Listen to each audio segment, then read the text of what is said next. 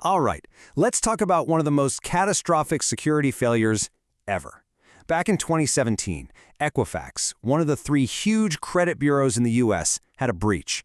But calling it just a hack doesn't even do it justice. This was a total meltdown, a complete breakdown that laid bare the foundational data of an entire nation. So let's dive in and unpack how something this disastrous could even happen. So first, let's just wrap our heads around the scale here. The number is staggering, 147.9 million Americans. To put that into perspective, that's nearly half the entire US population. Just think about that for a second. Chances are, if you had any kind of credit history back in 2017, your data was part of this whole mess. And the type of data that was stolen? Oh, this is the really scary part.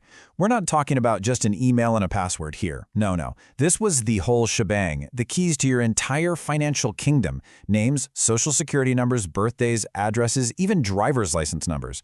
And for 209,000 people, it included their credit card numbers too. This is literally everything someone needs to open a bank account in your name, apply for a loan, basically to become you.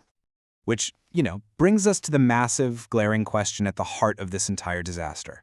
How on earth does a company whose one job, whose entire business model is built on protecting our most sensitive financial data, fail on such an epic scale? So the news broke to the public in September 2017, right? But the fuse on this time bomb was lit way before that. To really get what happened, we've got to go back a bit. And this is maybe the most shocking part of the whole story. This wasn't some super sophisticated Mission Impossible style hack that no one could have stopped. No, it was a chain of failures, a whole series of simple, totally preventable mistakes that just lined up one after another, creating the perfect storm for the attackers to walk right in. Okay, take a look at this timeline, because this is where it gets just wild. On March 7th, a patch for a critical software bug is released to the world. 2 days later, on March 9th, Equifax gets a notification. Hey, you need to apply this patch within 48 hours. So they do some scans, but they completely miss the vulnerable system. And then, crickets for 2 whole months. It's not until May 13th that attackers get in and start siphoning out data. And get this, they go completely unnoticed for 76 days. 76 days. It's just unbelievable. So this really lays out the cascade of failures, side by side. What should have happened? They should have patched that vulnerability within 48 hours. What actually happened? They missed it. They should have been monitoring their network for suspicious activity. But a crucial security certificate had expired 10 months earlier, so all that data theft was basically invisible. And once the bad guys were inside, they should have been contained. But nope, the network was wide open. They just roamed around freely until they stumbled upon the jackpot, a file with usernames and passwords stored in plain text. It was like handing them the master keys. I mean, it's really the perfect analogy. It's exactly like someone telling you the lock on your front door is broken and you just don't fix it. But at the same time, your security cameras are turned off, so you can't even see the robbers carrying everything you own right out the front door. You'd think finding the breach would be the end of the story, right? The disaster's over? Oh no. In so many ways, that was just the beginning. The way Equifax handled the aftermath, well, they somehow managed to make an absolutely terrible situation even worse. Yeah, the security expert Brian Krebs had the perfect description for Equifax's public response. He called it a dumpster fire. And honestly, he wasn't wrong. It felt like they were just tripping over themselves at every single turn. Just look at this series of missteps. First, after finding this colossal breach, they wait over 40 days to tell the public. Then, when they finally do, they roll out a special website for you to check if you were affected, but it was so sketchy that it looked like a phishing scam.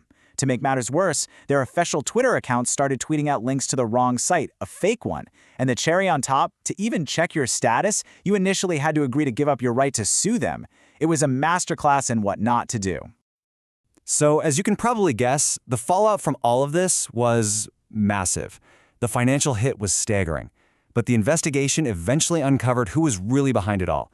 And trust me, it was a twist nobody saw coming. When all was said and done, the price tag for this disaster came out to an estimated $1.4 billion. That's billion with a B. And that number covers everything. Overhauling their security from the ground up, paying huge government fines, and of course, funding that massive legal settlement for all the people affected. But let's talk about that settlement for a second. There was this big consumer fund, right? $425 million. And the ads were all promising you could get up to $125. Sounds okay, I guess. But then millions and millions of people filed a claim. So many, in fact, that the actual payout for most folks ended up being somewhere between like $5 and $20. Just a tiny fraction of what was advertised. And that tiny payout is actually a clue to a much bigger, much weirder mystery here. I mean, think about this for a minute. This wasn't just any data. This was the financial crown jewels for almost 150 million people. Logically, this stuff should have immediately flooded the dark web. It should have been for sale everywhere, worth a fortune to criminals. But it wasn't. It just vanished. Not one of these Social Security numbers ever showed up for sale, which led to the billion-dollar question: if criminals weren't trying to sell it, who took it and why? And then, in 2020, we got the answer. And it changed the entire story. The U.S. Department of Justice didn't charge some cybercriminal gang. They charged 4 members of China's military. The goal wasn't theft for profit, it was espionage. Right, so investigators believe the Chinese military ran this operation to collect all this information and dump it into a massive database, what they call a data lake. Think of it like a giant searchable library on millions of Americans. This was never about stealing your credit card to buy a TV.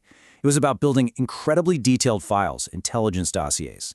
By mashing up the Equifax data with info from other big breaches, they could identify, say, government officials or intelligence agents who might have money problems, making them perfect targets for blackmail or manipulation down the road. This wasn't just a crime, it was a massive strategic intelligence operation. So, now that we have the whole picture, from the first missed patch to the international espionage, what did we learn? What are the big takeaways from one of the most consequential breaches in history? You know, the lessons are almost painfully basic, which is what makes this whole thing so frustrating. First and foremost, you have to focus on the basics. This entire billion-dollar catastrophe started with a single missed software patch and an expired certificate. That's it. It also shows you have to know what assets you even have. Equifax's own tools couldn't even find the vulnerable server. You can't protect what you don't know exists. Then there's segmenting your network. Once they were in, the attackers had free reign. And finally, you have to plan your response, because as Equifax showed the world, a botched response can be just as damaging as the breach itself. In the end, Equifax spent over $1 billion cleaning up this mess and beefing up its security. But it leaves all of us with a really uncomfortable question, doesn't it? Are the companies holding our most private data really any safer today? Or are we all just one missed software patch away from the next Equifax?